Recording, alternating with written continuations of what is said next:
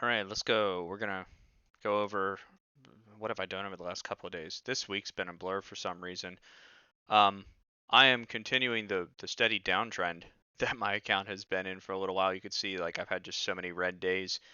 I think a big part of this is I've been picking up long positions trying to buy dips on tech, and I've had a couple of trades that have worked out decently. You could see that this one I jumped in way too early on that. I should have waited for the type 2. I had a trade on Apple that ended up working out just fine. I'm not in this one, so we'll get rid of that bracket. But I got in yesterday and wrote it up and tagged out this morning. So I can pull up. Where's Weeble? Let's pull up Weeble. Apple. You can see I actually had a profitable trade on that one, right? 177.72, and I got out at 178.63. So not that great. That got tagged out first thing this morning, so my stop is probably right around there, right? Um, so Apple's a trade that ended up working out because of it bouncing. Oh, sorry. Because of it bouncing off the top of that zone, I took that trade. I wanted to sell the spreads because we got up near one standard deviation, but couldn't end up doing that because it would have been like collecting $30 in premium for 200 some dollars in risk, and that's a little bit expensive for this little account. So I didn't end up doing that. And it would have worked out fine. That Apple sold off with a vengeance today, and honestly, at this point, I'm just like, hey, are we getting this dip buy that we've been waiting for? I'm really torn right now on tech. This is tech on the weekly. And this is one of those situations where, like, let's just look at where's the replay tool? Just look at this, right? We've had a strong push up, right? It just strong rally, strong rally. We came down, we tested something of a big weekly area right here that would have my attention, even if we're just like grabbing, wicks and all that. It's an area of attention at least that I don't think that'd be a very good weekly zone, but I'm not good at zoning out the weekly. And we had, just a nice, um, well, that's annoying. I wanted to just go step by step. We have, a nice push up. I apparently don't know how this function on TradingView works, so my bad. Let's just get out of the replay mode. We had, nice pull down, nice push up, and as of right now, we are just inside on that weekly candle. Um, so that almost feels to me like whatever direction we close on this thing, if we close this week down below that, it's gonna have me leaning more toward, a little bit more bearish movement.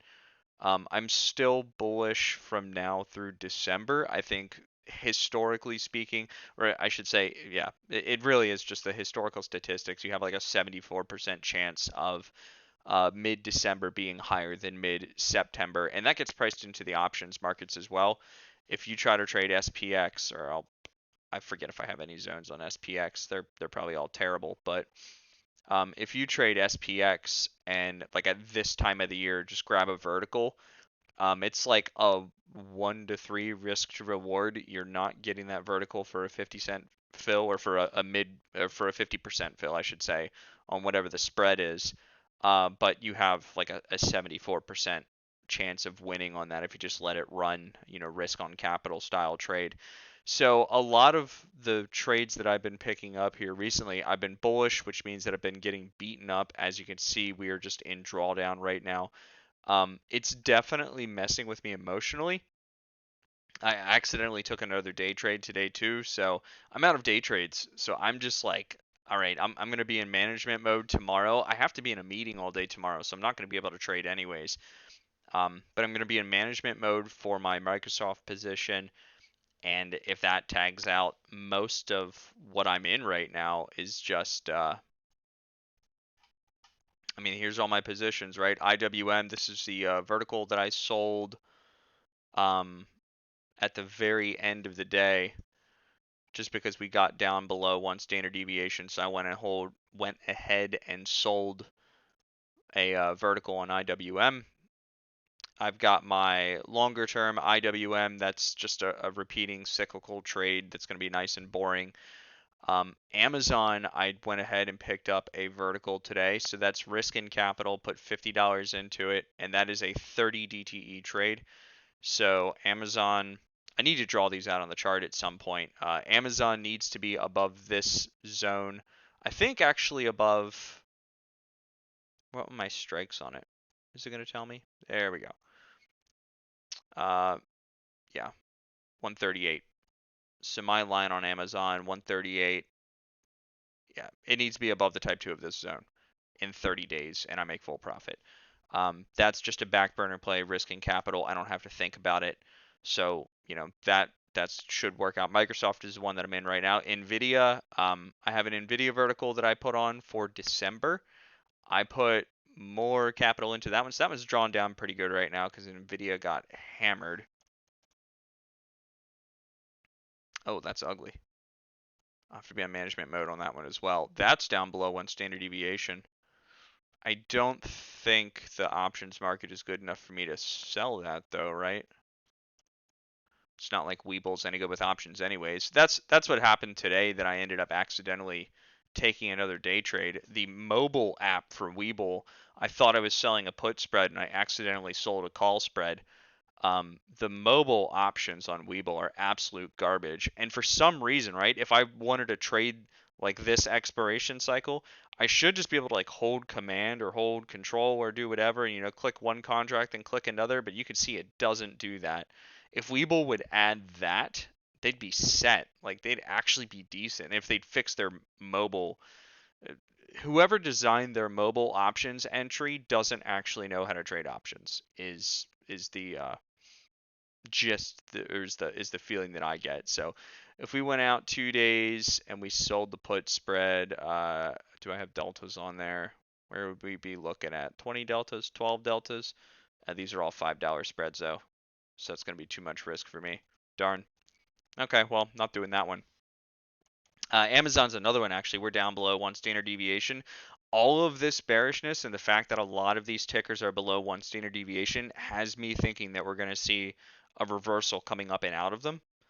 Um, so I'm not going to be able to trade it. I'm not going to be, I don't have the additional risk or anything like that I could pick up, but it definitely gets my attention. I could trade Amazon.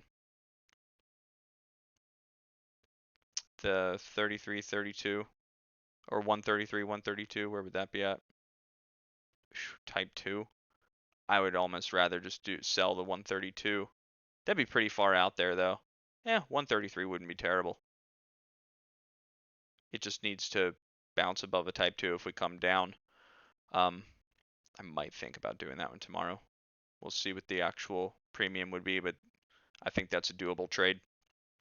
But anyways, so let's go back to my positions. Sorry, this is so scatterbrained.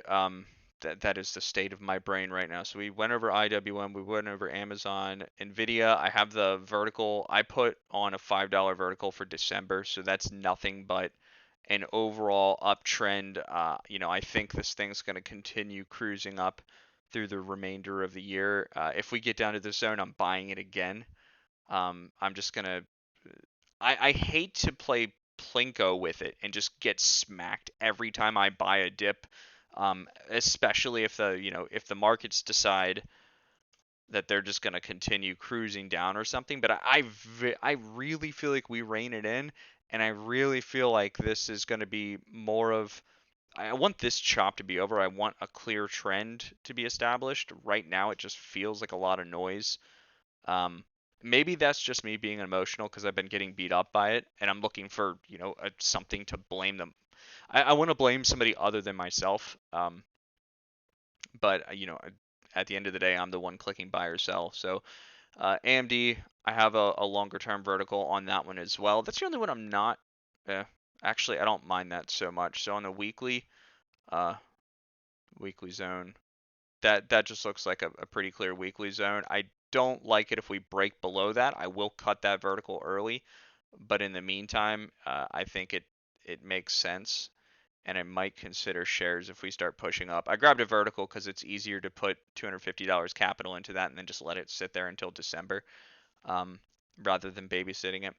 DraftKings, this was one, I think I did this yesterday. I locked in a small loss on DraftKings. Or no, sorry, I got it at break even.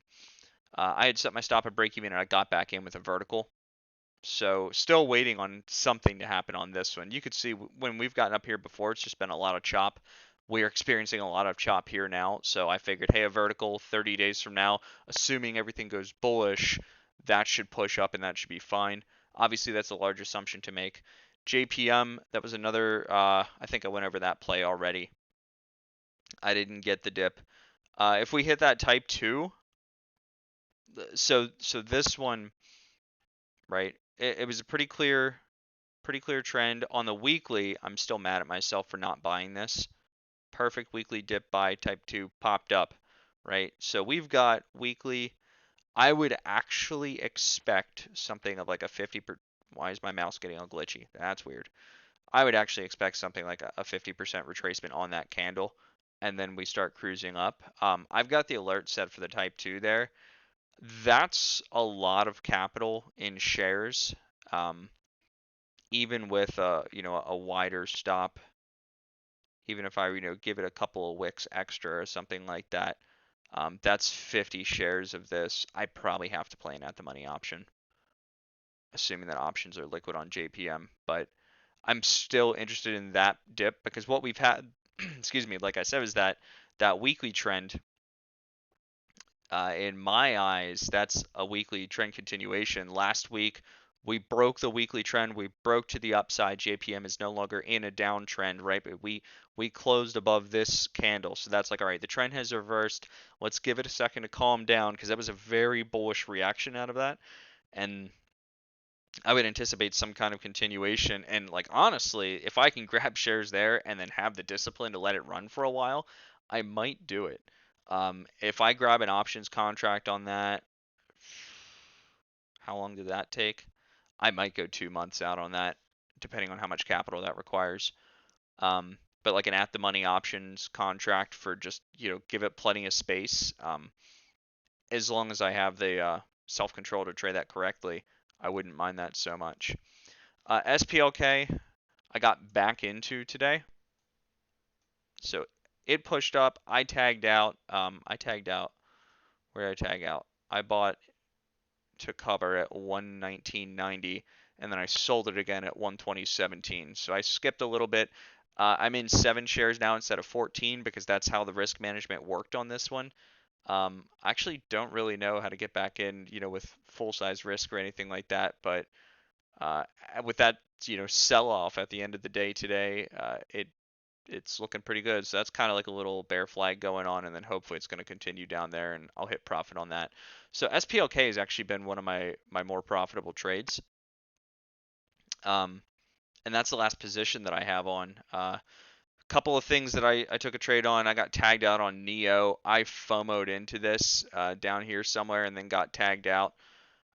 Just following Dawn during the live stream. Yeah, I bought in like right around there somewhere and got tagged out below that zone. So got destroyed on it. So that wasn't very fun at all. So as you can see, I'm getting beat up. I'm getting beat up, and part of me is like, should I not have such a bullish bias? And I've looked for stuff to short. I'm mad that I didn't short this one during the live stream because look how perfectly that happened, right? That was just a beautiful short. That would have been an easy. I mean, let's say I got in, even if I would have gotten in right there, I got the alert, and by the time I could get around to it, it was too late. I had just gotten out of a customer, out of an account. Yeah, I probably would have tagged out right there too. So that would have been 15 shares. Coulda, shoulda, woulda, but I didn't. Another trade that I wish that I would have taken is I had the bracket on here for the type 1 all the way up to, oh no, sorry. It was over here. The type 1 all the way up. I would have gotten tagged out at some point on this though with these stupid early morning wicks, assuming that they are all, No, actually, because it would have left. I would have put my stop at break even. I would have trailed it on the daily. I'd still be in it actually, with the stop right below this. So that would have been little baby profits. Well, for a lot of capital tied up too is part of the reason I didn't trade it. But I've been slowly working on finding things that I can put on my watch list that are, you know, just look at the overall shape of that, where it goes from the bottom left to the upper right. I know that I perform better as a trend continuation trader. I'm not good at catching reversals and predicting them accurately, so I, uh, I need to be focused on something like this, and especially on a daily time frame. Earnings could potentially screw that one up, but let's get a nice dip in here. Let's wait for it to give me a good type two or something like that, and then even if I wait for a reversal at the type two and kind of wait for it to start turning around, uh, that should be pretty easy trade depending on where it turns around. The downside is maybe it never actually turns around and never gives us a real retest of anything. But anybody, if you have any ideas of what what what can I use? What could I use to put in FinViz to find charts that look like this? Because unfortunately, setting a screener for bottom left to top right doesn't work. There is no option for that. Or for that matter, top left to bottom right. I wouldn't mind holding something short for a while. Um, Look at that. That would have been a fun short. So, interesting. So that's where we are right now. In a nice steady downtrend. Hopefully that's going to start changing. I honestly think a big part of it's going to be the markets, which is frustrating for me. And I'll try to wrap this up here because I've been rambling forever. But I'm trying to get my emotions out there so you guys can see what I'm processing too. Um, I hate that my trading is very very influenced by we have, which today was a big news day. I should have just stayed out of things, like just give the dust time to settle first. It's just like taking a trade the day after earnings. Every single time I've ever done that, I've gotten smacked for it. So like I don't trade post earnings. I give things time to calm down. This is another example of, we had enough news that it moved the markets. I should have given it time to settle down and then looked for entries or something like that. Like Amazon right now. Um, there's Dawn Zone. Where's mine at? Yeah, I think I just copied his zone on that. Um, Amazon right now looking like a great dip buy. And like honestly, it's bugging me that I'm not in. Well, I'm in that vertical, so that sort of controls that urge. Amazon looks great, so like, why did I not just wait for the good dip buy on Amazon or whatever? Um, I need to just calm down, stop being so trigger happy, and really give myself wait until I have an actual trend in my favor. Like at least you can make the argument on something like deck that okay, this doesn't look good. That's like lower high. We're kind of coming down now, so that makes me nervous. But I mean, this is just like, hey, we every time we've done this, we pop back up. Like, look at that chart overall. That is a great long-term. There you go, 139% in like 2 years, year and a half. Um, that's the kind of thing that I'm like, I need more charts like that. Like, look at that consolidation, boop, and then just launched from there, right? Um, I need more charts like this. I need to focus on trend continuation. That is part of the reason I'm focusing more on tech because Microsoft has a tendency to do that. I don't know why I've always slept on Microsoft. I've just never bothered trading it. Um, and in reality, it's a solid ticker. Like, obviously this was last year. Since then, we came down November of last year and we are up 47% since then. There's plenty of opportunities in there. Especially once you start looking at the 4-hour zones. It's just a matter of dialing it in and finding my consistency, finding the things that I can get in and out of and feel comfortable knowing the ticker. I have a feeling that Microsoft is going to be one of them, but um, just doing my best to sort of calm down, wait for the trade to come to me. I had a limit order set for the Type 2, and I ended up deleting it and jumping in when it started like giving, little baby reversal signals, and that's when I got in. So just being more patient, letting news settle for a day or two. I'm hoping that tomorrow is the push back up, and I'll be more disciplined. Like I said, I'm out of day trades. Um, so as it stands right now, the trades that I'm in are the trades that I'm in, unless tomorrow at the end of the day something looks like a real clear setup. I'm not probably going to be taking anything. So um, I was green for like a little tiny while, and then we're just drawn down. Realized P&L is we're down 200. So oh cool, I didn't know I could click that. There you go. You guys want to see what my P&L is? Oh, I can't expand this window. Really? That's stupid. So SPLK has been my most profitable one. Nvidia's worked out well so far. That the loss that I'm about to take on that, assuming that, well, if tomorrow's a loss, that's not going to look so good. Apple had a good trade on that. DraftKings, it's like none of those really count, right? The rest of this, you can see we've locked in a couple of decent losses. Elf was a stupid trade. Neo was a stupid trade. Airbnb is an honest loss. I can't say I did anything wrong on that. ADMA, a $3 ticker is not super smart. Flywire is an honest loss. It was a channel up. Um, all of that. We'll get there. I told you guys I'm gonna show my entire process here. We're off to a rocky start. Um, so be it. You're seeing me really start working through this process.